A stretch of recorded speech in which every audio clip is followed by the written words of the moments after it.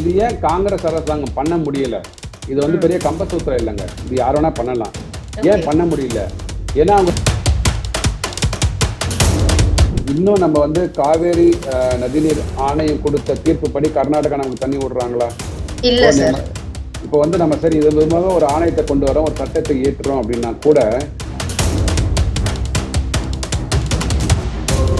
Classic example NEET எடுத்துக்கோங்க. NEET வந்து பாராளுமன்றத்தில் லோக்சபாலையும் ராஜ்யசபாலையும் இயற்றப்பட்ட சட்டம். தமிழ்நாட்டில் என்ன பண்றாங்க? கல்விக்கும் நிதி ஒதுக்கீடு பண்ணிருக்காங்க, ஹெல்த்துக்கும் நிதி ஒதுக்கீடு பண்ணிருக்காங்க. குறிப்பா ஒண்ணுமே இல்லைங்க, எம்எஸ்பி போடுங்க, minimum support price for next financial இயர்னு போடுங்க. வந்து பார்த்துக்கோங்க. அந்த பணத்தை கொடுக்கலையா கேளுங்க.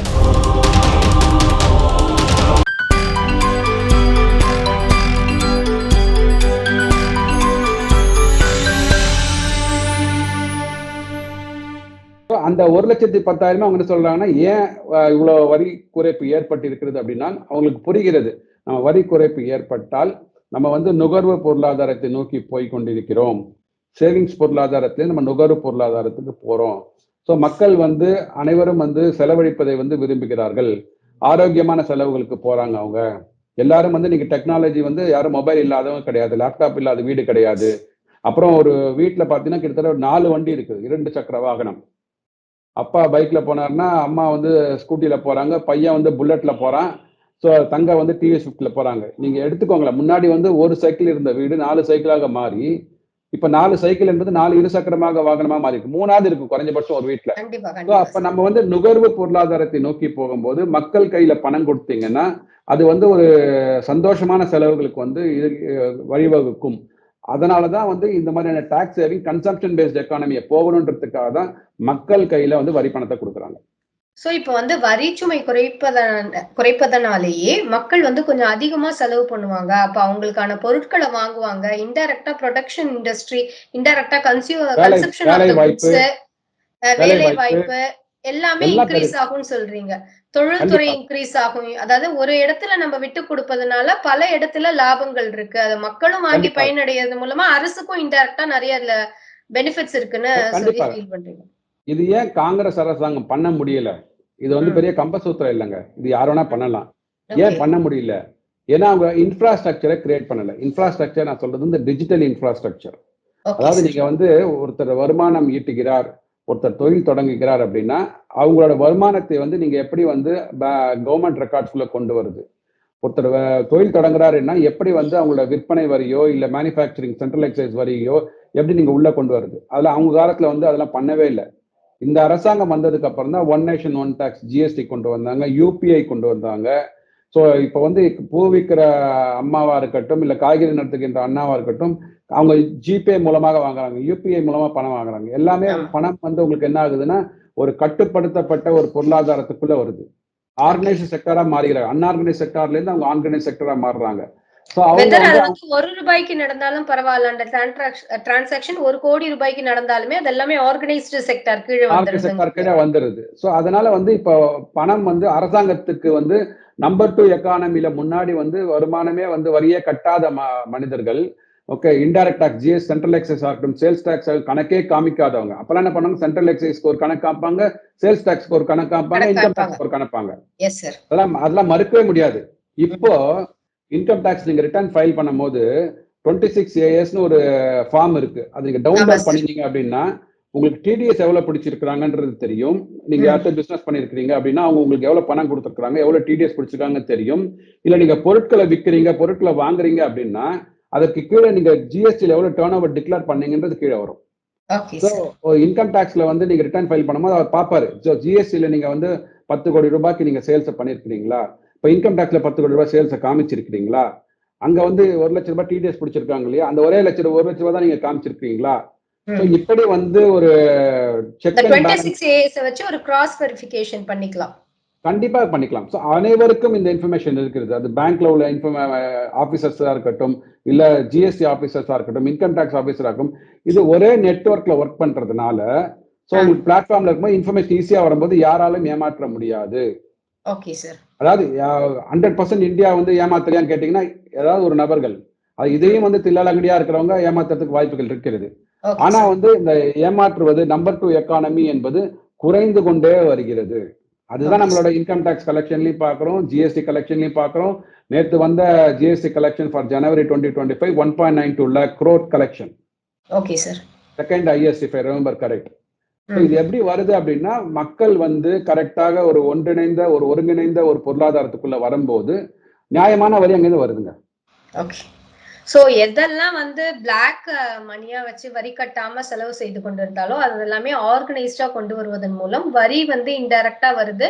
அதே சமயம் மக்களும் செலவை வந்து செய்யறாங்க. சோ தொழில்துறை வேலை வாய்ப்புகள் எல்லாமே பெருகுது அப்படிங்கறத சொல்றீங்க சார். ரொம்ப வந்து எப்பவுமே பட்ஜெட்னா ஒரு இஃப் அண்ட் டவுன்ஸ் இருக்கும். இதுல விலை ஏத்துவாங்க, அதுல எங்கப்பா விலை ஏத்திருக்காங்க அப்படி எல்லாம் பார்த்துட்டே இருக்கும்போது திடீர்னு பார்த்தா கிட்டத்தட்ட 36 உயிர்காக்கும் மருந்துகளுக்கு சுங்க வரியை வந்து ஆல்மோஸ்ட் இல்ல குறைச்சிருக்காங்க அப்படிங்கிற மாதிரி ஜீரோ பண்ணிருக்காங்க. லைஃப் சேவிங் ட்ரக்ஸ் சொல்லுவாங்க. கஸ்டம்ஸ் அனைத்து கேன்சர் உள்ளிட்ட வியாதிகளுக்கு குணமாக்கக்கூடிய லைஃப் சேவிங் ட்ரக்ஸுக்கு வந்து 36 மருந்துகளுக்கு வந்து கஸ்டம் டியூட்டி 0% ஆக்கியிருக்காங்க.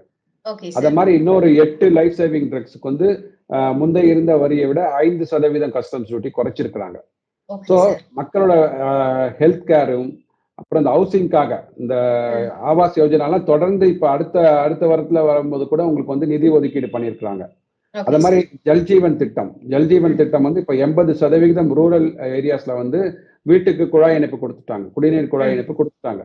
இன்னும் ஒரு 2028க்குள்ள இன்னும் 20% மீதி இருக்கிற 20% ரூரல் ஹவுஸ் ஹோல்ட்ஸ்க்கு அனைத்து இல்லங்களுக்கும் ஜல்ஜீவன் திட்டத்தின் மூலமாக குடிநீர் குழாய் இணைப்பு கொடுக்க போறாங்க. அடுத்த கட்டம் எனக்கு இந்த இடத்துல தான் சார் ஒரு டவுட். ஜல்ஜீவன் திட்டத்துக்கு அதற்கான நிதி எல்லாம் இது பண்ணும்போது பொதுவாகவே இந்த நதிகள் ஒருங்கிணைப்புங்கிறது இவர்களுடைய அதாவது மத்தியில் ஆளும் பாஜக அரசினுடைய ஒரு தாரக மந்திரமாகவே இருந்தது. சமீபத்தில் கூட அதற்கான அடிக்கல் வந்து நாட்டப்பட்டதுலாம் நம்ம பார்த்தோம். சோ அப்படி இருக்கும்போது இந்த நதிகள் இணைப்பை மேம்படுத்துவோம் இல்லைன்னா நதிகளுக்கான ஒரு நதிநீர் திட்டம் அப்படிங்கிறதுக்கான ஒரு தனி ஒதுக்கீடு இந்த பட்ஜெட்ல இல்லையோ அப்படிங்கறத பார்க்க முடியுது சார்.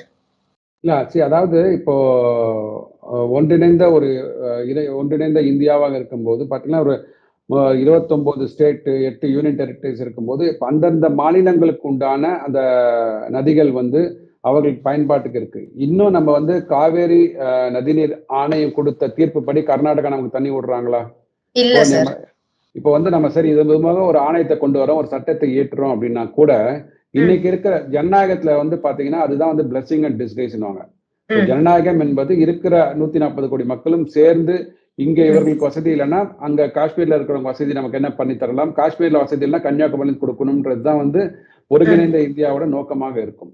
ஆனா வந்து இது அரசியலுக்காக அங்கங்கே உள்ள ரீஜனல் பார்ட்டிஸ், பொலிட்டிக்கல் பார்ட்டிஸ், மாநில கட்சிகள் வந்து அவர்கள் வாக்கு வங்கிக்காக நாட்டுல ஏற்றப்பட்ட ஒரு இந்தியாவுக்கே உரிய ஒரு சட்டத்தையோ இல்ல இந்தியால அளவுல வந்து உங்களுக்கு ஏற்படுத்தப்பட்ட ஒரு ஆணையத்தையோ மதிக்காம அவர்களுக்கு அவங்க மாநிலத்துல உள்ள ஒரு அரசியல் வாக்கு வங்கிக்காகவே வந்து சுயலாபத்துக்காக பண்ணிட்டு இருக்காங்க. காவேரி நதிநீர் ஆணையன்றது ஒரு எக்ஸாம்பிள், கிளாசிக் எக்ஸாம்பிள்.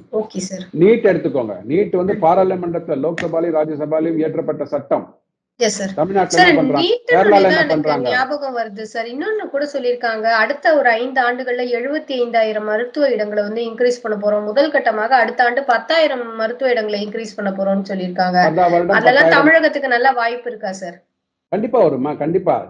தமிழகத்துல பாத்தீங்கன்னா இங்க வந்து எத்தனை மருத்துவக் கல்லூரிகள் இருக்கின்றன. சோ இங்க இருந்து வந்து எல்லாருமே வந்து மருத்துவ மேல் படிப்புக்கு தானே போறாங்க. அங்க நீங்க அரசியலுக்காக வேணா நீங்க வேணா சொல்லலாம், நீட் வந்து எங்களுக்கு தேவையில்லைன்னு சொல்லலாம். ஆனா எத்தனை பசங்க அரசு பள்ளி கல்லூரியில படிக்கிற மாணவர்கள் எவ்வளவு பேர் பாஸ் பண்ணி ஃபர்ஸ்ட் ரேங்க்ல வந்திருக்கிறாங்க. இங்க வந்து நம்ம வந்து அந்த கோச்சிங், அதாவது நம்ம என்ன பண்ணணும்னா அரசு பள்ளியில வந்து அந்த நீட்டுக்கு உண்டான ஒரு கோச்சிங்கையும் நீங்க கொண்டு வந்துட்டீங்க அப்படின்னா கண்டிப்பாக தமிழக பள்ளி மாணவர்களுக்கு வந்து மிகப்பெரிய வரப்பிரசாதமாக இருக்கும். ஐஐடில எல்லாம் பாத்தீங்கன்னா உங்களுக்கு வந்து அந்த ஐஐடியோட தரத்தை மேம்படுத்த போறாங்க. அப்புறம் இந்தியன் இன்ஸ்டியூட் ஆஃப் சயின்ஸ் அதனோட தரத்தை மேம்படுத்த போறாங்க. கல்விக்கும் நிதி ஒதுக்கீடு பண்ணிருக்காங்க, ஹெல்த்துக்கும் நிதி ஒதுக்கீடு பண்ணிருக்காங்க. குறிப்பா நம்ம மறக்கிறதுக்கு முன்னாடி சொல்லணும், சிறு குறு நடுத்தர நிறுவனங்கள், அக்ரிகல்ச்சர் பத்தி பேசணும் இல்லைங்களா? அக்ரிகல்ச்சர் கிரெடிட் கார்டு கொடுக்குறாங்க. தங்களுடைய அந்த வேளாண் பொருட்களுக்கு குறைந்தபட்ச ஆதரவு விலை வேண்டும் இருக்காங்க. ஆனா அது சம்பந்தமான எந்த ஒரு அறிக்கையுமே வரலையே சார். அதுதான் இப்போ எல்லாருமே இந்த அரசியல் கட்சிகள், அதாவது எதிர்க்கட்சிகள் குறிப்பாக எப்படி மடைமாற்றி இருக்கிறாங்கன்னா, எல்லாமே பட்ஜெட்ல தான் வரணும்ன்றது வந்து பெருசா போட்டு, பட்ஜெட்டுக்கு நடுவுல வருகின்ற அறிவிப்புகளை வந்து காணாமல் செய்து விடுகிறார்கள். Okay sir.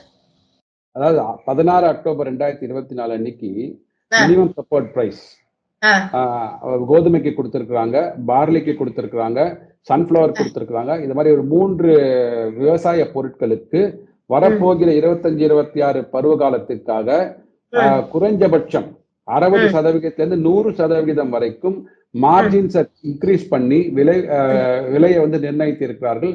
பிரஸ் இன்ஃபர்மேஷன் பியூரோல அபிஷியல் இன்ஃபர்மேஷன் பப்ளிஷ் பண்ணிருக்காங்க. இது எத்தனை பேருக்கு தெரியும், எத்தனை பேர் பார்த்திருக்கிறாங்க?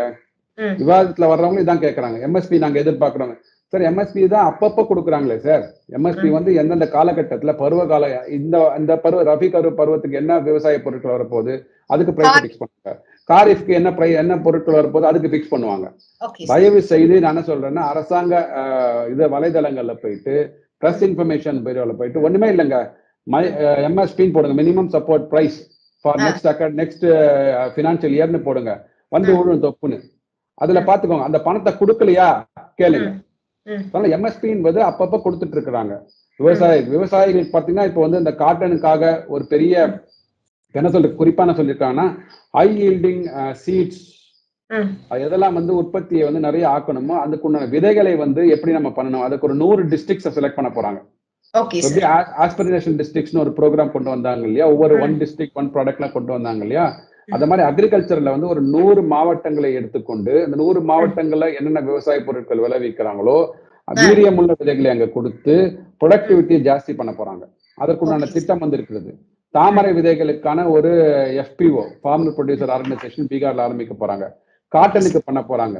அத மாதிரி 3 பருப்பு வகைகளுக்கு. ஸோ இந்த மாதிரியான விவசாய பொருட்களுக்கு வந்து ஒரு ஹை ஈல்டிங் ஒரு எப்படி நம்ம கிராப்பா அதை கன்வெர்ட் பண்ண முடியும், நிறைய குறைந்த முதலீடு அதிக வருமானம் எப்படி பண்ண முடியும், ப்ரொடக்டிவிட்டி எப்படி இன்க்ரீஸ் பண்றது, இதற்குண்டான ஒரு பெரிய திட்டம்.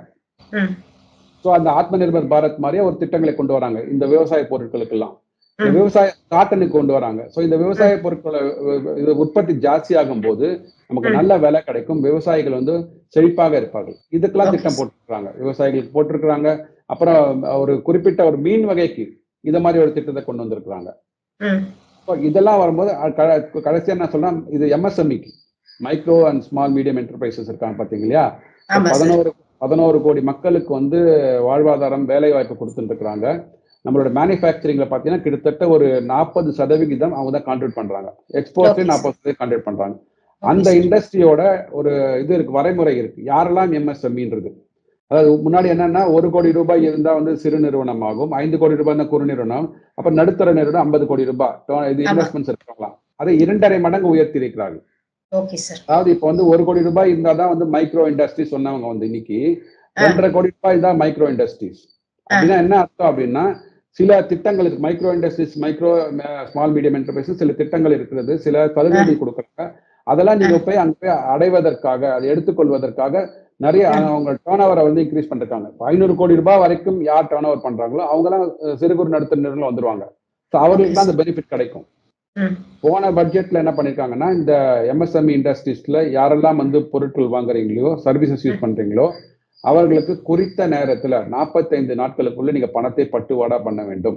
அப்படி பண்ணல அப்படின்னா, அதாவது பெருநிறுவனங்கள் இல்ல யாரெல்லாம் அவங்க MSME சர்வீசஸ் யூஸ் பண்றாங்களோ அவர்களுக்கு 45 நாட்குள்ள பணத்தை கொடுக்கணும்.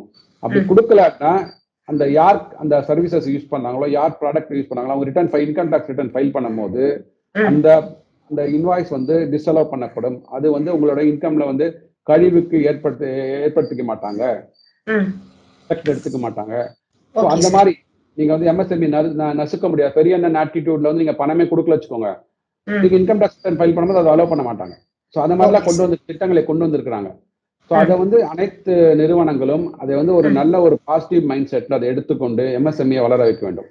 நிறைய திட்டங்கள் கொண்டு வந்திருக்கு. இது வந்து நம்ம ஒவ்வொன்றா மைன்யூட்டா பார்க்க பார்த்தீங்களா, ஒவ்வொரு செக்டாருக்கும் ஒவ்வொரு மாநிலம் இந்த மாநிலத்துக்கு இது மாதிரி, இந்த மாநிலத்துக்கு மாதிரி கிடையாது. இது அகில இந்திய தழுவிய ஒரு சட்டம் தான். இது யாருக்கு வேணா பெனிஃபிட்.